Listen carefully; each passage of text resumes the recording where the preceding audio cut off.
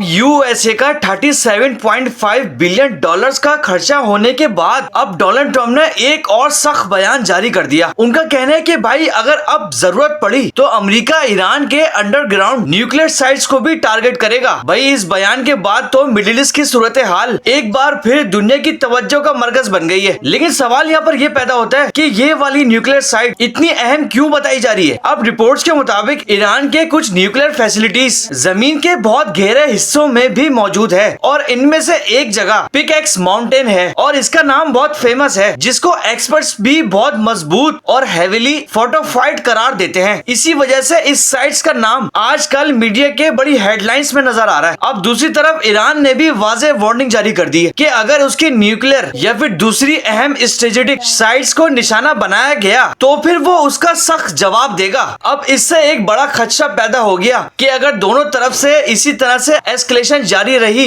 تو پورے ریجن کی سیکیورٹی اور گلوبل سپلائی بری طرح سے متاثر ہو جائے گی۔ اسی درمیان رپورٹس کے مطابق امریکہ نے ایران پر 11ویں لگاتار رات کو بھی ملٹری اسٹرائکس کری ہیں۔ اس پر پینٹاگون کا کہنا ہے کہ ان آپریشنز کا مقصد ملٹری انفراسٹرکچر کو نشانہ بنانا ہے، جبکہ دوسری طرف ڈپلومیسی کی کوششیں بھی جاری ہیں۔ اب سب سے بڑا سوال یہاں پر یہ ہے کہ امریکہ واقعی ایران کے انڈر گراؤنڈ نیوکلیئر فیسلٹیز کو ٹارگٹ کرنے جائے گا، اور اگر بھائی ایسا ہوا تو پھر اس کے بعد کیا یہ تنازع صرف 2 ملکوں تک ہی قائم رہے گا، یا پھر اس کے اثرات پوری دنیا کی انرجی مارکیٹ اور ریجنل امن پر بھی نظر آئیں گے؟ کیونکہ امریکہ اس سے پہلے بھی ایک دفعہ کوشش کر چکا ہے۔ اب اس دفعہ آپ کی کیا رائے ہے؟ کیا ڈپلومیسی کامیاب کہیں سے ہو جائے گی یا پھر ٹینشن اور مزید بڑھ جائے گی؟ اس ویڈیو کو لائک، شیئر، فالو، سبسکرائب ضرور کرے گا، اور اپنی رائے کا اظہار کمنٹس میں ضرور ڈسکس کرے گا۔